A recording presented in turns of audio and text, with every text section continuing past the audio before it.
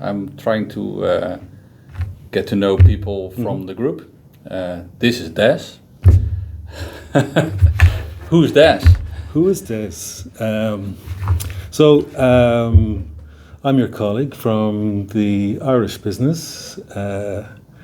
I'm the group COO of CWSI. Recently joined, so I joined CWSI 4 months. It's just over 4 months. Time is flying. I feel like I know you really well already. And this is my second visit to the Utrecht office here. So, what's keeping you awake then? We have our ambition and we have our knowledge and capability.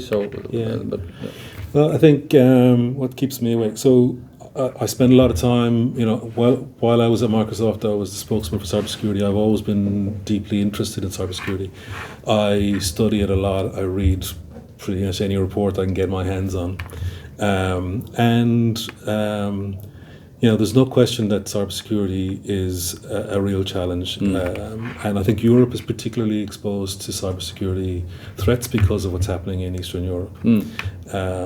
We've all been looking at it, wondering at what point will it spill over from being largely a land war into something broader. And so far there hasn't been anything too significant.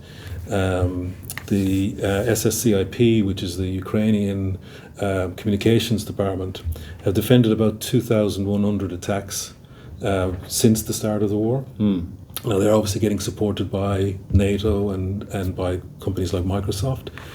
They've largely been able to defend their environment, but the attacks are there, and there has been a couple of attacks outside of Ukraine. So an example was a week after the German government agreed to send Leopard tanks to Ukraine, there was an issue in some of the German airports, which has never formally been pointed to as an attack by Russia, but same problem over here in Holland with in hospitals that are getting attacked.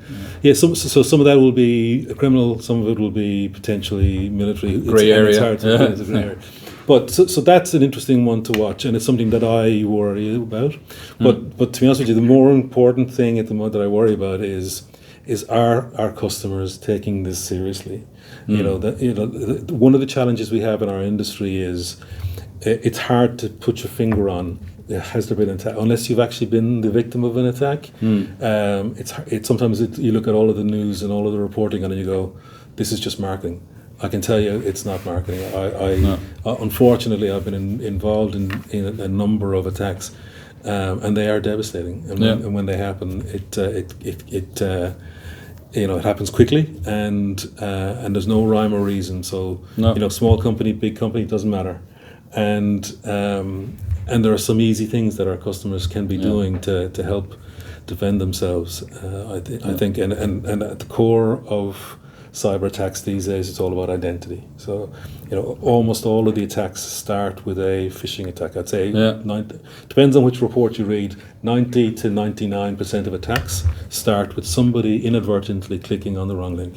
And that can be on a mobile device as well. It can be on a mobile device. I'm always surprised by take a random group of people, ask them how do you protect your data and your applications on your mobile device. They just don't. And on a laptop it's quite normal to have your antivirus and things. It's a lot of.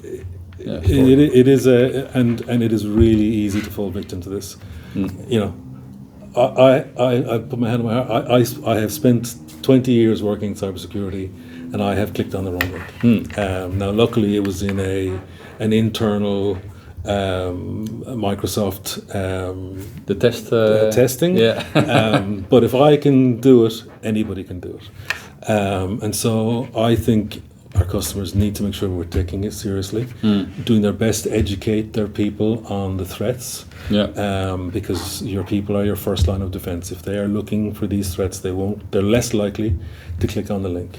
And then the second thing after that is it's all about the identity. So you click on the wrong link, they will take control of your identity. And every customer I speak to is a little bit lax in how they're managing their identity. You think mobile, the multiple MFA, so Is that already a thing, or do you see that a lot of customers are not using that MFA yet? There's a lot of customers aren't using MFA. One of the reports that Microsoft released, the Digital Defense Report, not the current one, but the one previous to that one, I think the number was 24% of Microsoft customers globally are using Microsoft MFA. 24. 24. Now, you assume that if they're not using Microsoft, they're using another technology potentially. Yeah. But there's no way that 24 goes anywhere near the number it needs to be to protect. So we need to take this seriously. There's it's simple. It's simple. There's some easy things you can do. Yeah.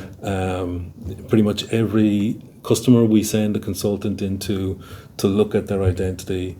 There's there's a quick and easy roadmap that we can get a customer from who might think that they're perfectly well protected, but they're not. And not an expensive thing. You can very quickly rule out a huge amount of the attacks that are happening. And I think it will be mandatory. The European legislation is coming there. There's NIS2 and things like that. Look, NIS2 is going to be an interesting one. We already in Ireland. We already have government baseline security standards, which are like an early version of NIS2, and it's a good start. It's a good start that the governments are starting to put these communications out, because they're forcing people to think about these things, but unfortunately it doesn't apply to all organisations. It applies to government,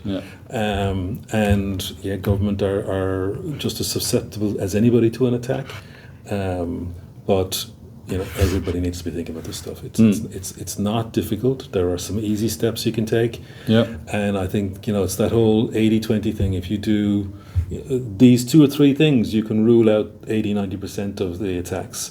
And it's very easy. A couple of easy steps. And it's one of the things that we do as a business is to go in and give customers this guidance. Well, and the steps are cheaper than the problem you're solving. Well, the last statistic I read, the average attack, the cost of an attack now is $4.2 million dollars. If you depends on the size of the organization, of course. It doesn't. I mean, if you look, there was an attack in San Bernardino 3 or 4 weeks ago, and they were ransomware, and it was $1.1 million ransom for them. But remember, that is just the ransom. The cost to recover, the cost to do any forensic analysis, the cost of your brand. It very quickly goes up there, and so 4.2 million is probably not far off the average. It's expensive when it happens. But it's not just expensive in terms of dollar value. I have been involved in recovery, and the cost to the people is actually underestimated. I have seen the stress of somebody coming into the office on a Monday morning. Over the weekend, the ransomware attack has happened, and no one knows where to start. What do we do? Who do we call? It's panic. It's panic. And luckily for me, I've been involved in a few, so I know what should be done, and I'm happy to guide customers through it. But those first 3 or 4 days are severely stressful. People are worried about their jobs. People are worried about the business. There's so much, and there's confusion. But it's not just the 3 or 4 days of the heat of the attack. The recovery can take months and months. And so all the disruption in the processes and the information position you have. Plus you have to go and rebuild most of your environment over time. And I think what I'm saying here is the impact on people. You can't put a dollar value on that. And, it's not nice to see. So, what's the important next thing we need to do for our customers, you guess?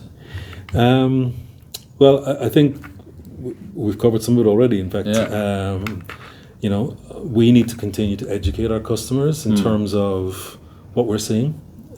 We are in a better position than than any of our customers, I would imagine, because we sit across so many different customers, so many different technologies. We do have a better handle on what the risks are, and so we need to continue to educate our customers and talk to them about what we're seeing. customers need to believe that we're not just marketing and we're not trying to sell all of the time, because that's definitely not the case. And then it's, as I said, there are some simple things with regard to educating your people, cracking down on poor management of identity. I think is really key. That's the starting point. And that's and the basic security measures you can. I think if I was to say two things, review your identity. Even if you think it's good, I guarantee you it can be better. And there are tools for that as well. There are tools. Yeah. And then the second thing is your device management. So, if your device... Get a grip on. If you get a grip on both of those, another layer on top of that, which is nice, but not every customer is there yet, is data governance.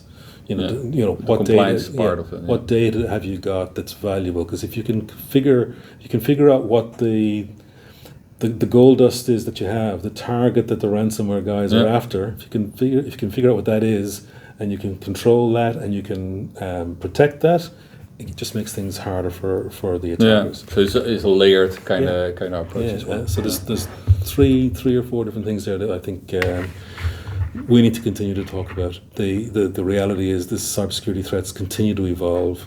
Anytime there is something going on, whether it's COVID or something like that, they are opportunists. They will use whatever cover they every can. kind of disruption that's there. They will find a way to use that as a way to fish or to socially engineer things. Yeah. And so we need to stay on top of it. Yeah. So we have another conversation anytime soon. Maybe. Absolutely. Okay. Thanks for the talk. Yeah. No. Okay. Pleasure.